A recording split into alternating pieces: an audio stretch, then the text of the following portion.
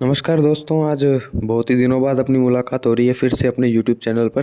तो आज से हम शुरू करने जा रहे हैं एफ.टी. वुड की जो बुक है उसका नाम है a remedial English grammar for foreign students. तो इसके अपने 2 पेज डेली के डिस्कस करेंगे आपस में। तो चलिए बिना किसी देरी के आज का ये जो फर्स्ट पार्ट है हमारा, इसे शुरू करते हैं। साथियों, जो सबसे पहला टॉपिक है इसमें वो है आर्टिकल का। तो आर्टिकल के बारे में डिस्कस करते हैं। जैसा कि आपके सामने दिख रहा है, लिखा हुआ है द आर्टिकल्स, और उसमें भी पहले दिया हुआ है द डेफिनेट आर्टिकल यानी द। इसका भी साथियों अलग अलग प्रोनाउंसिएशन होता है, द, दी, द। वो कैसे होता है वो हम बाद में डिस्कस करेंगे कभी। हालांकि मैंने इस पर एक वीडियो बनाई हुई है, आप देख लीजिएगा। तो जो पहला पॉइंट है वो क्या कह रहा है, don't put the before the names of substances if they are used in general sense. अगर कोई भी पदार्थ है, अगर वो जनरल सेंस में यूज़ किया गया है तो हमें उसके साथ द नहीं लगाना है। जैसे गोल्ड, ब्रेड, लेड, ये सब धातुएं हैं और इसके साथ हमें धातु या पदार्थ है और इसके साथ हमें द नहीं लगाना है। क्यों? क्योंकि ये जनरल सेंस में यूज़ किया गया है। आपको मैं आगे बताऊंगा कि जनरल और स्पेसिफिक सेंस क्या होता है। जैसे एग्जांपल दे रखे हैं, gold is a precious metal, bread is made from flour, lead is very heavy. तो ये जनरल सेंस में बात कर रहे हैं, यानी गोल्ड यानी एक धातु की बात कर रहे हैं। ठीक है। फिर आगे लिखा है but the must be used if the reference is to a particular kind of specimen of the substance.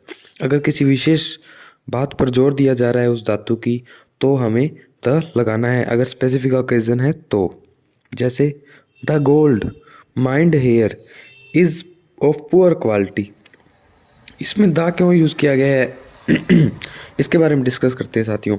जैसा कि आपको पता है, आगे द गोल्ड के आगे माइंड हेयर लगाया है, यानी वो गोल्ड जो यहाँ पर जिसका उत्पादन किया गया, तो उस गोल्ड की बात कर रहे हैं, इसलिए हमने इसको द का यूज़ किया। फिर है they were grateful for the bread we gave them. वो उस ब्रेड के लिए उन्होंने थैंक यू किया जो हमने उसे दी थी। तो यानी द ब्रेड इसलिए आया क्योंकि वो उस ब्रेड की बात कर रहा है जो उसे दी गई थी। Thieves stole the lead from the roof, यानी वो लेड जो रूफ से चुराई गई थी, यानी छत से चुराई गई थी।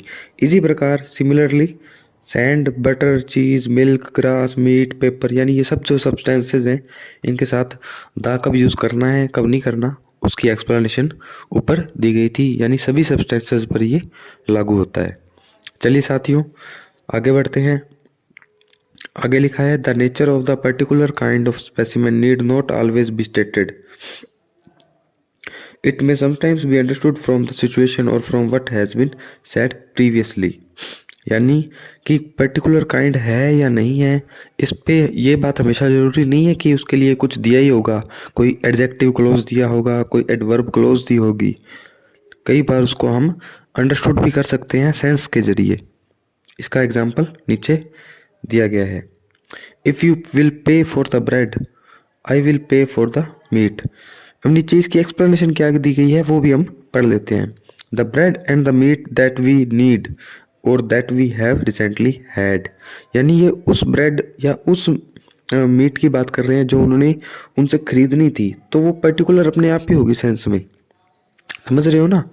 वो ब्रेड या मीट जो उन्होंने वहाँ से खरीदनी थी वो उसकी बात कर रहे हैं। तो ये हालांकि इसमें कहीं भी एडजेक्टिवल या कुछ ऐसा क्लोज दिया नहीं हुआ है जो ब्रेड को स्पेसिफाई करे, मीट को करे, लेकिन ये एक अंडरस्टूड बात है, ये एक लैंग्वेज है, तो सेंस इसका समझना पड़ेगा हमें।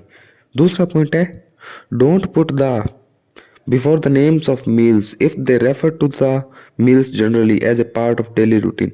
अगर हम बात करें डिनर की, ब्रेकफास्ट की, तो इनके साथ हम जनरल सेंस में द नहीं लगाते हैं। For an example, breakfast is at 8 o'clock। हम 8 बजे ब्रेकफास्ट करेंगे, तो कोई स्पेसिफिकली कोई ब्रेकफास्ट की बात नहीं हो रही है, वही जनरली जो हम करते हैं उसी की बात हो रही है। When do you have dinner, यानी तुम रात का खाना कब खाओगे। तो इसमें भी कोई स्पेसिफिक बात नहीं है, इसके साथ अगर हम दा लगाते हैं तो वो गलत होगा। Have you had lunch yet, क्या तुमने अभी लंच कर लिया है। तो इसके लंच के साथ भी कोई दा लगाने की ज़रूरत नहीं है। आई होप आप समझ रहे होंगे अच्छी तरह से। अगर कोई भी क्वेरी हो तो आप कमेंट सेक्शन में ज़रूर लिखिएगा, उसका समाधान किया जाएगा। But the must be used a when the meal is particular one thought of as a social function. यानी अगर किसी पार्टी में द की बात डिनर के लिए बात की जा रही है तो हमें द लगाना है। सोशल फंक्शन पार्टी हो गई या फिर जैसे डेथ पर जो इकट्ठे होते हैं तब रात का जो भोजन बनता है, या फिर कोई होटल में पार्टी वगैरह, आप समझ गए होंगे। तो उसके साथ हम जो मील होती है उसके साथ हम द लगाते हैं। एग्जाम्पल देखते हैं। The dinner will be held at the grand hotel. इसे हम होटल बोलते हैं साथियों, और ये एक एक्सेप्शन है वर्ड स्ट्रेस का। शायद रीट में काम का नहीं है लेकिन सेकंड ग्रेड में बहुत काम की चीज़ है ये।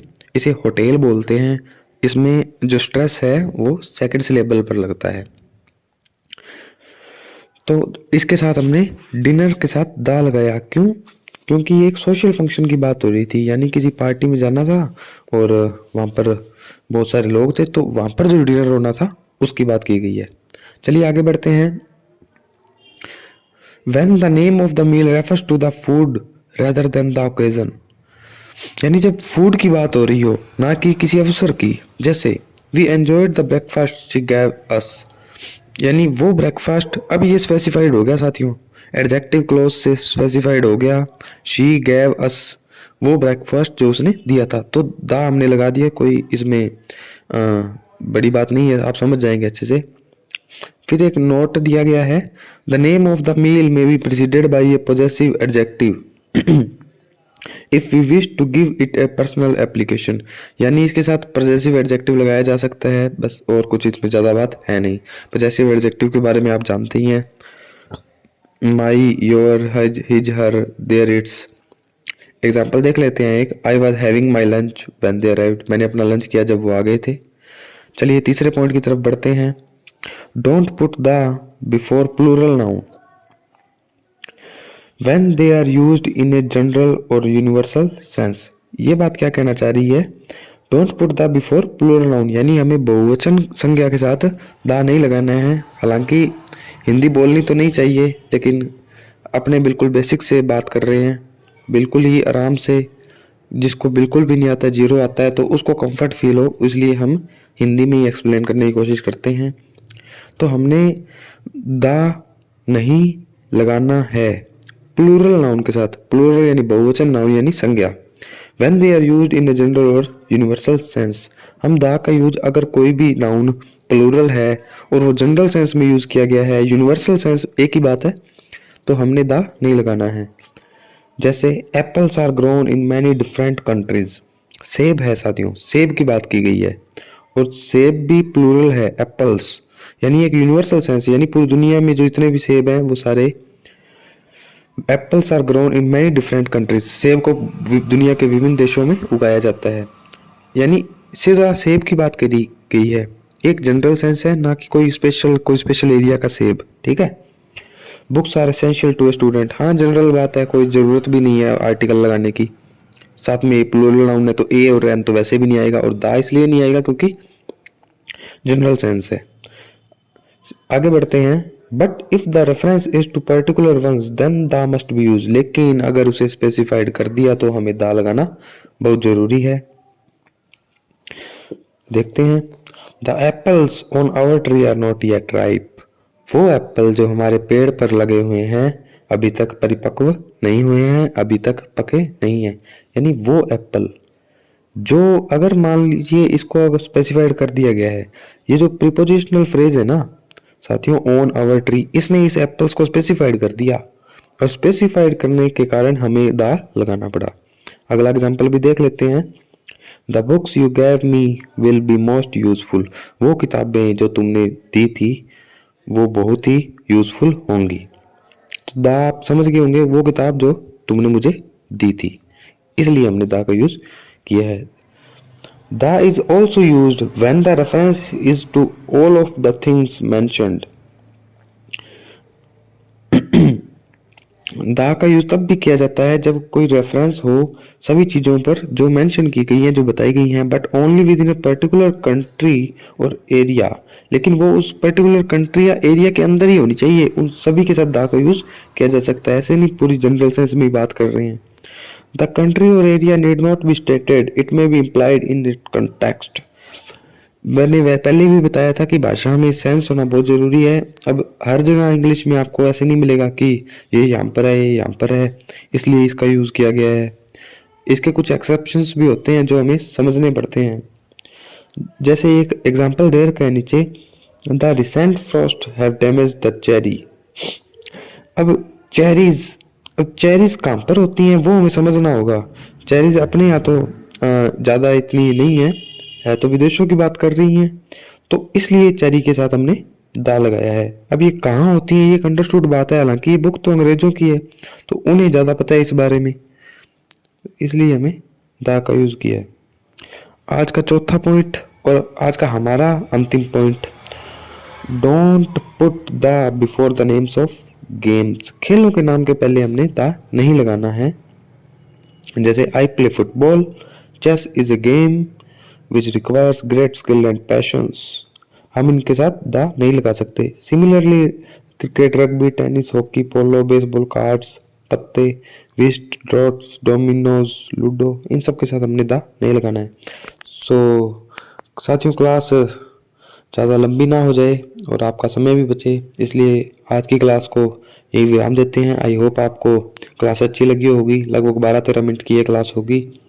अगर आपको अच्छी लगे तो लाइक कर सकते हैं, नहीं तो डिसलाइक भी कर सकते हैं। तो मिलेंगे अगले पार्ट में, अगले 2 पेज एफटी वुड के। Thank you so much guys, have a wonderful day.